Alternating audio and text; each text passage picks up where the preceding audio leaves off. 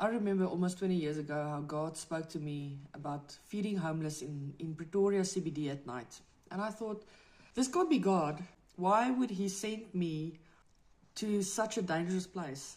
Turns out I needed to go learn what love looks like. It has been the greatest privilege of my life for almost 2 decades, just to love people back to life and to learn how God loves and to witness how God loves. We've seen so many things on the streets. I've been surrounded with amazing people laying down their lives for that one person that needs to meet Jesus. It's very difficult for me at the moment to step back from ministry.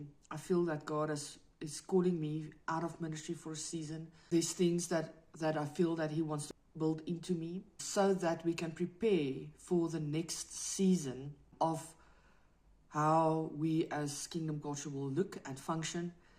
We have handed all of our projects over to different ministries, people that has passion for these guys, but the entire Kingdom Culture is going into space of rest so that we can prepare for what is next.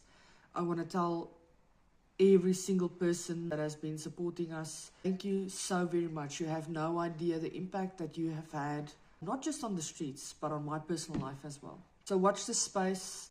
We are in a season of redefining. I'll also be addressing my own personal health. I honestly believe that God has something greater. Therefore, we are not resting from, but we are resting towards the next. So bless you so much, and thank you for staying involved and loving us. Bless you.